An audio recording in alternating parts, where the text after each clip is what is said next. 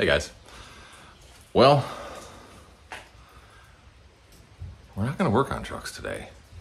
I apologize for that, but I'm recording this early, and I'm going on vacation. I was going on vacation every summer right around the same time, and we're heading out west this time. We're going out to mainly South Dakota, but probably hit Montana and Wyoming a little bit too. We're staying in outside of Custer, South Dakota. And so obviously what you gotta do before something like that happens is you gotta prep your equipment, right? We gotta PM this stuff. So I gotta go through the fifth wheel and I gotta go through my truck. And I think I'm gonna change the serpentine belt because mileage wise, we're there. She's at 140, almost 146,000. And original serpentine, I've had a new serpentine belt sitting on the shelf for over a year now, and I don't want to change it on the side of the road because if you've ever looked under the hood of a modern diesel, especially one with dual alternators, whew, it's going to be a chore. So anyway, we got to do those couple things on the truck, just generally get underneath it, PM it, check everything out, and we got to do the same thing on the trailer. So let me turn you around. I'll show you what we got going on the trailer.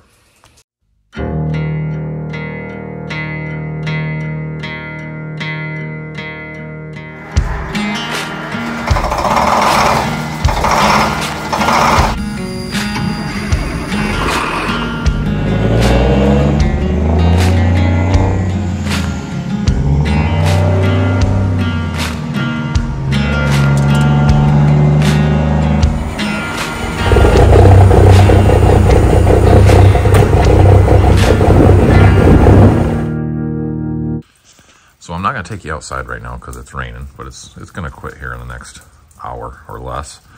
Last night when I got home, I got her jacked up and she's up on stands and suspension's drooped and wheels and tires are pulled. So I got two things I got to do.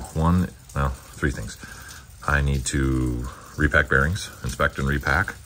Got all kinds of fresh seals over here on the shelf, so we're good there. Lots of grease, so we're going to do that. We're going to adjust the brakes. They're self-adjusting, but I like to adjust my own still.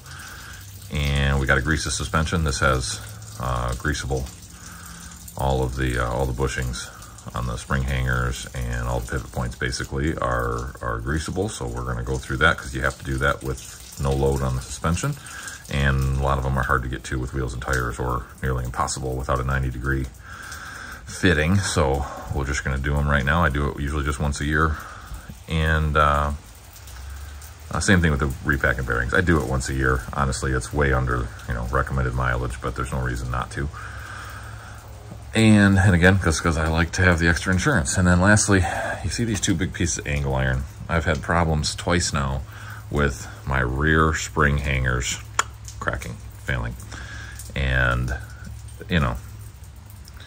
it's a nature of heavier duty, hanger and slipper style spring suspension trailers, especially ones with a lot of weight and a lot of rear overhang like this. They're prone to it. And quite frankly, recreational trailers just aren't built as heavy as they should be. It is what it is. It's a fact of life. Doesn't matter what brand it is. They all pretty much do the same thing. So I've got some heavy angle, and we are going to weld crossbars on the front and the rear hangers. Not going to do it on the middle set, but front and rear we're going to weld across. So these are a little long. I'm going to have to cut them down, and I'm going to have to move the underbelly stuff off out of the way, and I'm going to have to move and protect some gas lines and some wiring harnesses, but we're going to get those welded in. Unfortunately, I ordered 1/4 inch. They didn't have enough quarter, the day of yesterday to get to me.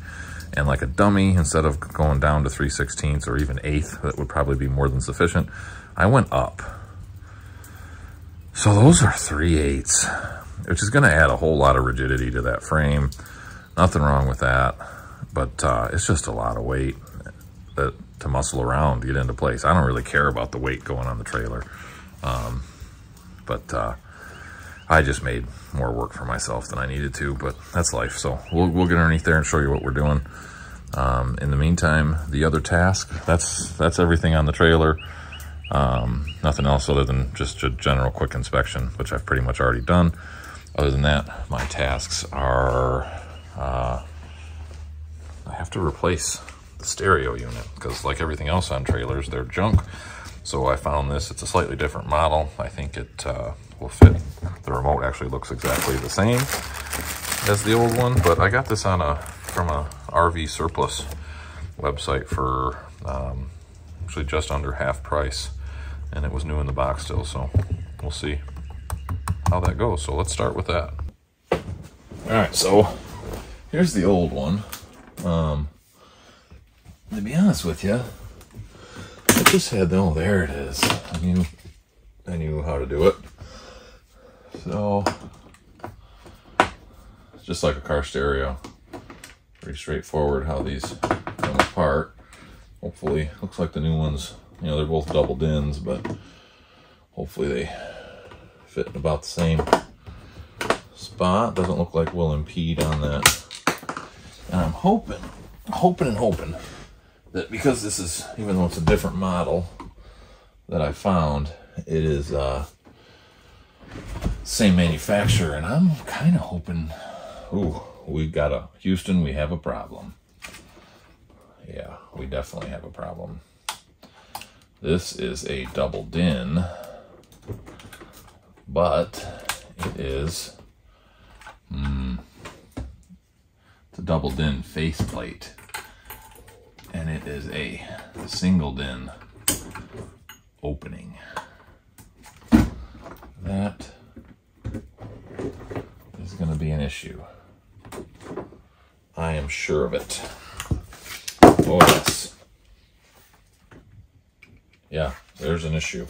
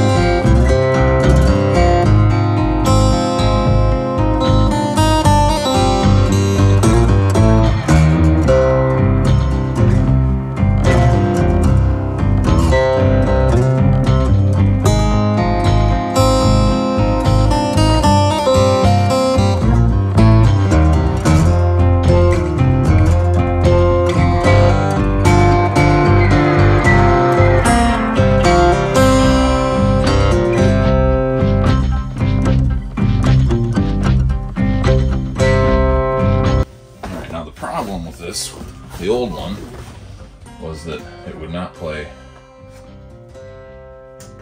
DVDs. I guess we gotta turn it on. And the radio works.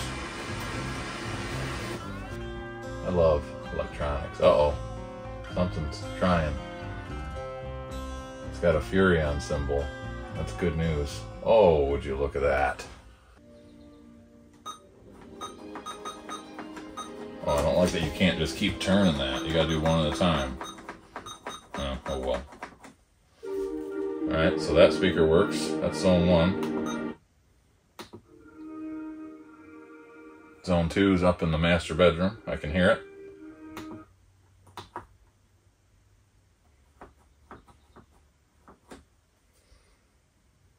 I don't hear zone 3 working. Zone 3 is outside.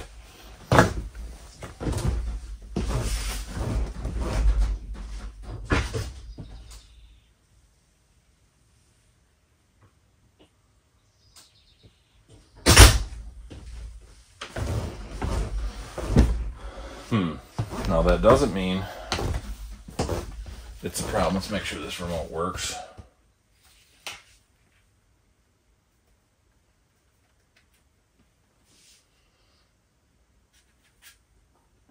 Holiday, a southern gentleman turned gunman and gambler, also travels west, hoping the dry climate possibly the best movie of all time, P.S. Silver is discovered in Arizona. Tombstone becomes one of the boom towns. where the latest Paris fashions are sold from the backs of wagons. Attracted to this atmosphere of greed, over 100 exiled Texas outlaws band together to form the ruthless gang recognized by the red sashes they wear. There we go. Silly They subtitles. emerge as the earliest example of organized crime in America. They call themselves the Cowboys.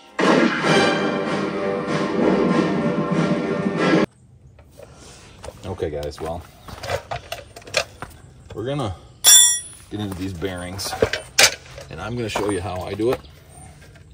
I've done a lot of bearings in my life on trailers, particularly this size, you know, anywhere from a 3,500 pound up through a 10,000 pound axle. Just simple needle bearing type applications. Where's all that leaky grease coming from? I love it when stuff gets hot. At any rate, so these obviously have, like a lot of modern axles, they have, we might as well just take that off because we're going to do it anyway. These have, well, that's when they get to be boogers and they don't want to come off, so we just give them a little side hit and they pop right off. You might ding it up a little bit, but you know, who really cares? You can always replace them if it bothers you that much. But you can see there's a grease zerk in there. I really should have these on. You can see, well, you can't see because it's behind you, but behind the camera I've got my garbage can. I bring that out every time I do bearings because it's easier just to be able to, you're going to go through a lot of rags, and it's easier just to throw them right in. A lot of rags and a lot of gloves. So this grease zerk goes up and it has a couple outlet points farther in. Supposedly it's going to add grease to the bearings. I don't use them. I refuse to use them. I think there's no substitute for pulling everything apart, cleaning, inspecting, and repacking. You're never going to get an inspection out of that. And, you know, in my case, I put less than 10,000 miles a year on this trailer, really probably less than 5. And I'm well below the mileage where I would need to repack, but I do it annually because it gives me an opportunity to inspect. So again, since there's no substitute for a good inspection, this style, rather than a pin, uses this cage type retainer, which just is nice and easy and pops off. I like to take, got my seals in the way. Got a couple different kinds of seals because quite frankly I don't remember what part number this trailer takes, so I've got a couple lined up. Because I'm working in somewhat dirty conditions, I like to put a rag out to collect everything. I grabbed adjustable pliers. A pair of channel locks would do better, but if not, you can probably, if it's adjusted right, you can probably almost take that off by hand anyway. So we've got the outer nut, and we start wiggling. We've got our washer, and we've got our outer bearing. You can see we've still got nice clean grease on there. No signs of water intrusion. We'll clean that up and inspect some more, but so far so good. Then we'll pull our drum off. Those brakes were actually adjusted pretty well. We can see in there I've got little to no ridging on the drum, little to no ridging on the magnet face. Everything's looking pretty darn good there, to be honest. So this is basic electric brake assembly. I mean, I know what I'm looking at. I'm used to seeing this, and I see this is our braking shoe. This is our cooling shoe. I'm actually going to move these out of the way so I'm not getting such debris in them. But we've got great pad thickness. I would expect that. This trailer is 3 years old right now.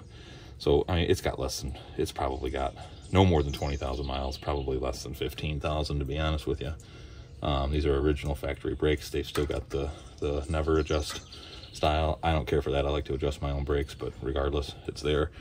Magnet is in good condition. Obviously, it's just showing wear. You can see where it rides, but it is sitting where it should.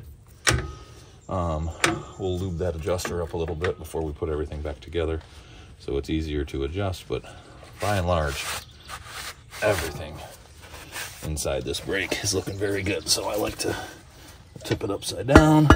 We'll knock out that brake dust. That's just from wear. We'll check our number on our seal. It's a GS 2250DL. So of those two I brought out, there's my seal. Then we just need to pop that old seal out, throw it away. It's not worth trying to reuse. And there is our inner bearing. So there's a few schools of thought on how you do this. Personally, when I'm doing a repack on a trailer that I know that is in good condition, honestly, I don't expect any bearing problems whatsoever on this trailer. This is just, I'm doing this just as a matter of course. I do not clean my bearings with solvent. I think the introduction of solvent is asking for trouble in a situation like this. So I just do a simple wipe out, get it clean enough for me to inspect, and then I repack and reinstall. Some people disagree with me. That's fine. There's nothing wrong with disagreeing with me. That's just how I do it. It's a little bit of how I was taught, and it's a little bit of just my personal feelings on the matter. Obviously, you can look at a trailer like this. It's in very good condition. The grease is a year old. It's seen very easy highway use. So to me, there's no reason to try to get every last ounce of old grease out of there. I'll wipe everything off as much as possible. We'll inspect the spindle.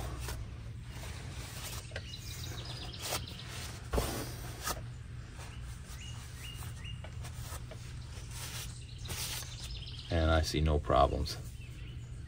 We are in great shape. So based on that, we'll get as much grease out of this hub as we can, and I'll let you come along with me while we repack. I'll show you how I do it.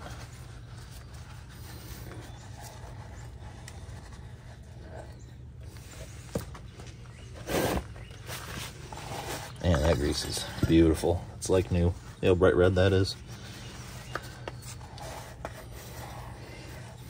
Tells me that what I'm doing is completely and utterly unnecessary. But that's okay. Because again, it gives me an opportunity. With hubs, you don't know if what you're doing is unnecessary until you get in and do it. So I'll show you my method for greasing. So I just take a tub. This is, you know, use whatever brand you want. This is Super S, just high temp wheel bearing grease. There's a lot of different brands out there, but I just coat the spindle itself. There's no reason to get anything on the threads. There's no reason to get anything past that sealing face. Then I just put a coating inside the hub and on the race itself. You're not trying to fill this hub with grease. That's not the goal. So I'm going to pre-pack the outer bearing and set it off to the side. Now what I do is I get a lot of grease like that in the palm of my hand. I don't use a bearing packer. I use the palm of my hand, just like that. And I pack that grease in, I work it in. Work it back and forth.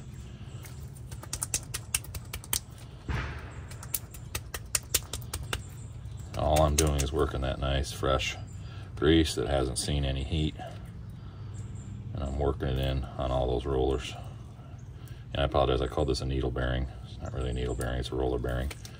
So probably already have people correcting me, but that's okay. I know what I meant. And there we go. This one's done. We'll get another little dollop in the palm of our hand.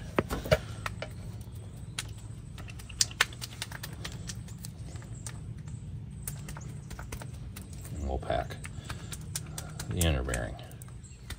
And it's starting to rain again. That's awesome. That's okay. We're under a little bit of cover from the sidewall of this trailer.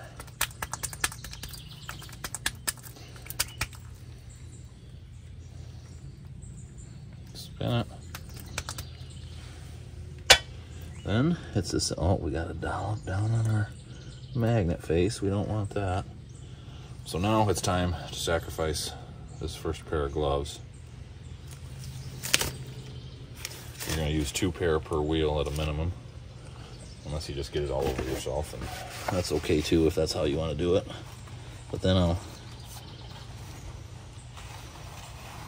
clean off our sealing face, and we'll clean off that dollop we got on there, and we're going to go get some brake clean.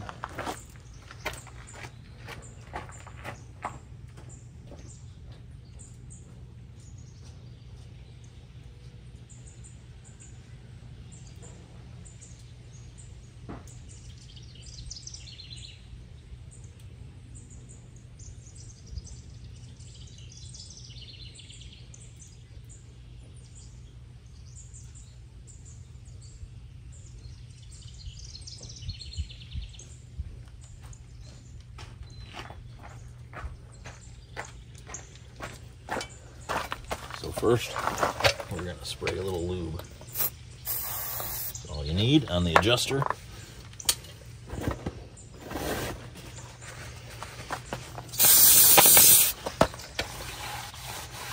little bit there just to clean off that face. No reason really, particularly in a situation like this, to clean off the rest of that drum. You can if you want to, but there's really no reason. All right, there we go. Now we got the right bearing. I don't use the bearing install tool, guys, especially on small ones like this. I start off, and especially on grease hubs. We'll tap all the way around. She's started now.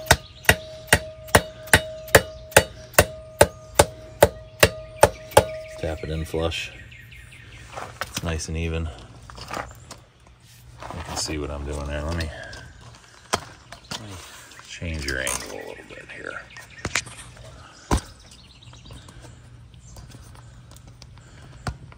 There. So you can see what I did there. Feels installed. Then we just pick that whole thing up. She's on. I can honestly probably get away with just one glove.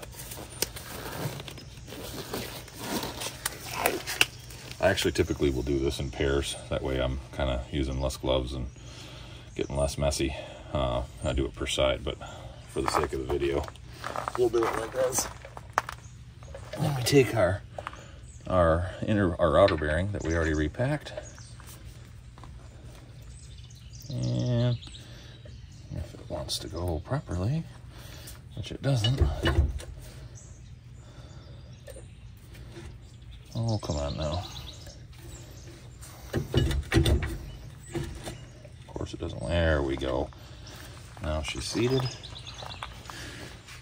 her hand back off. Pull this stuff forward. We'll just wipe a little bit of that old grease off there. Obviously the washer doesn't need grease. You can see that's a D-shaped washer, and we've got a D-shaped spindle. Keeps it from spinning. Do the same thing. We'll clean up on that.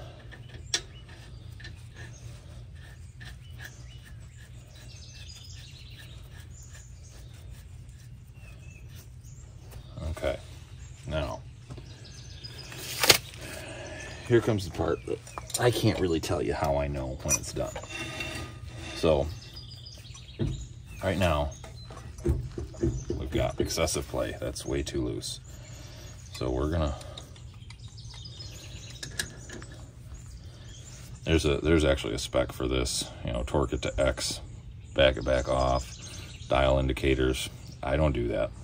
I've done every trailer I've ever done by feel, and I've had a couple failures, but they were not because I mistorqued the bearings. They were for other reasons. So, ideally with the tire back on, I want to feel just barely a little bit of play. And I can get a feel for that. See, that's too tight. That doesn't want to spin anymore. I mean, it wants to spin, but it stops very quickly. That's getting in the realm. See, but if we're too loose, see, now I can feel play in the bearing itself. So, right.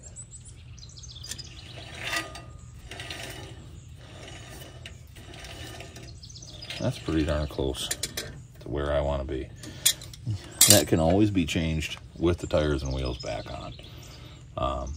Doesn't have to be done completely right now. Our nut keeper, whatever you want to call this thing, castle washer, whatever, has a D-shaped portion too. And it looks like we could just back off just a hair and these tabs would line up better. So if we went, there we go. We're in the flat there. We're on a joint there. We're pretty much where we want to be. So now that nut can't change. And yeah, we're done.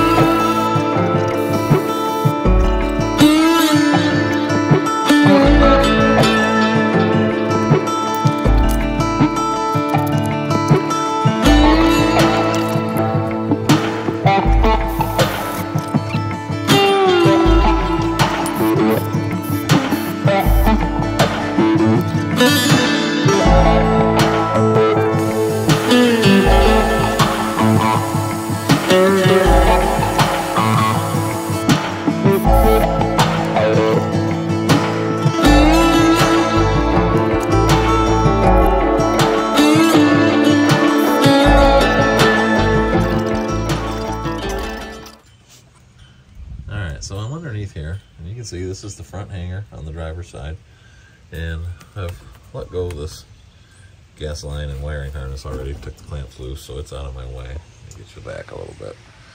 So what we got to do is this angle is going to go up and over and tie all the way across to that hanger over there, and it's going to keep these from bending like this.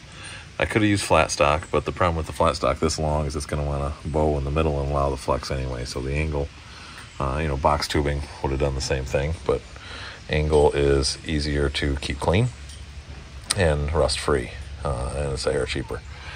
So we've got to grind this loose. We got to cut here to get rid of this underbelly stuff so we can make our weld. And so yeah, let's get started. All right, so we are prepped all the way around. Had to grind down that bead right there on both sides so that the angle can fit into the notch. Obviously, it'll be all fully re-supported. And then we'll put some new expanding foam into all these holes so we protect our ducting and all that stuff that's riding right there. So, yeah. All right, well, you can see we got the channel in place. Ground out some notching for the weld. Helps hold up that underbelly a whole lot better. And you know, now that's in place, I'm not so worried about, you know, the fact that it's too thick, basically. It'll be fine. It's more weight than we needed to add, but oh well. You can see my protective old heater hose I used. Some zip ties, hold that in place, so you know it's not too tight, but helps hold the whole thing up. We can still put our fasteners back in as needed, and we'll be good to go. So it's time to weld.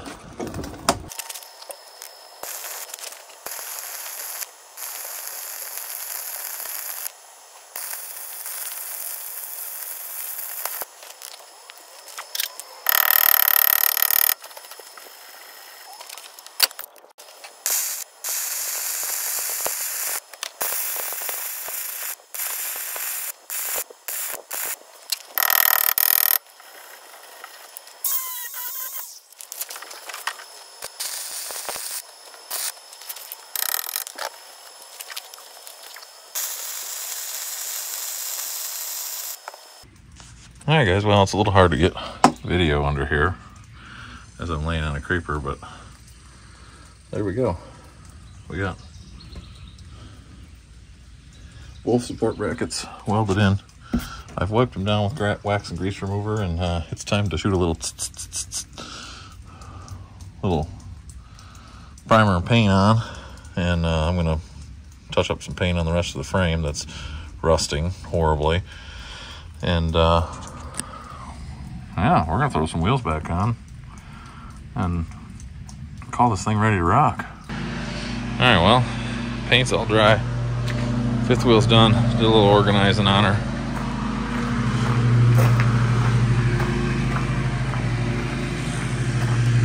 We got generator and my tools loaded up. A little organizing going on. That means, yeah, it's time to do a little work on the old Ford. And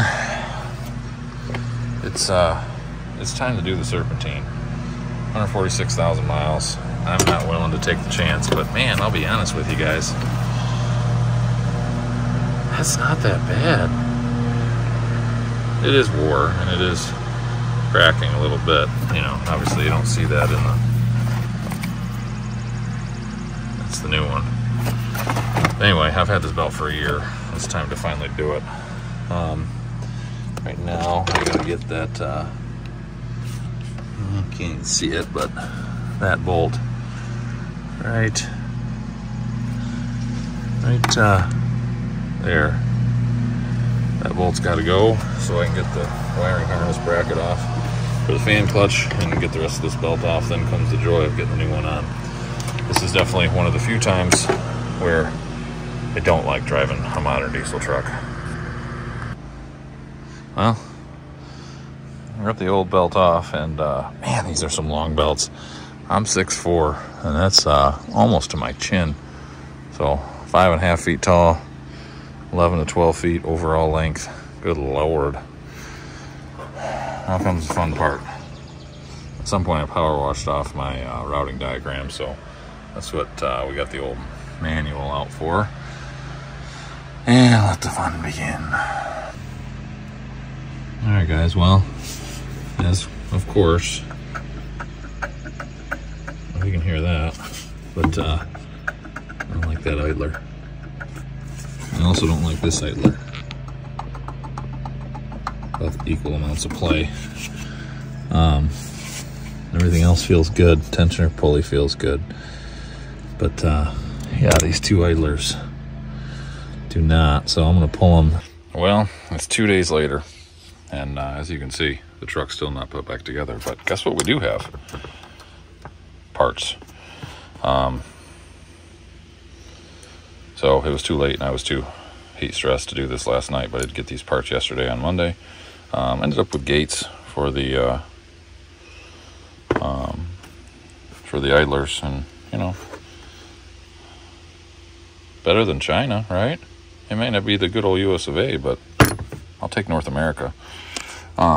Gates for the idlers, and we got a genuine Fomoco for the tensioner. The tensioner is not bad, the tensioner nor the tensioner pulley, but one of those times where it's a while you're in there. So for the extra, you know, friggin' $80 or whatever the hell this thing was, I'd be crazy not to put it on.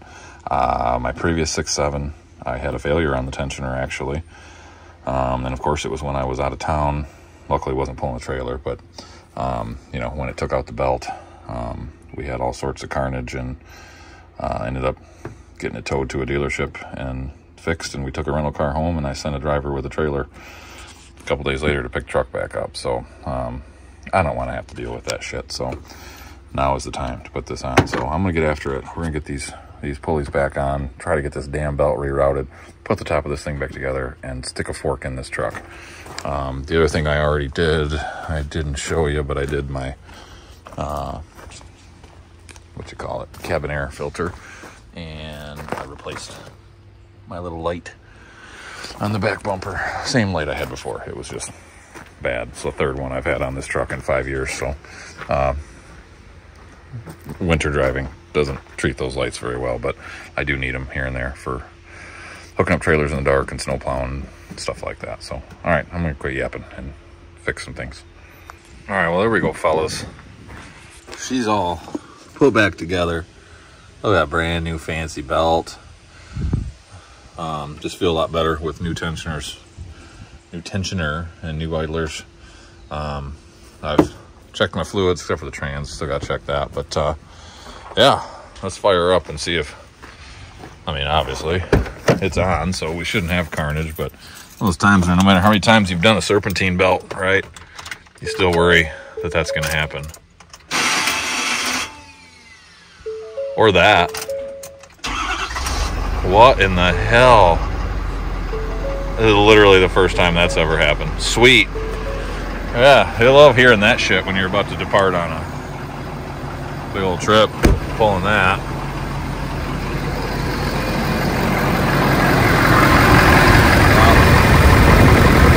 It's spinning. That's all I can ask for.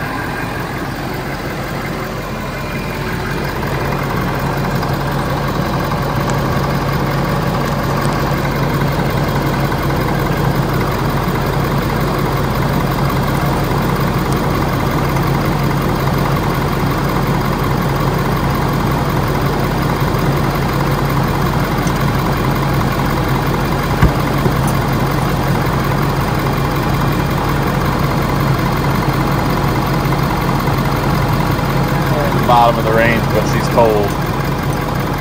Let her warm up a little bit.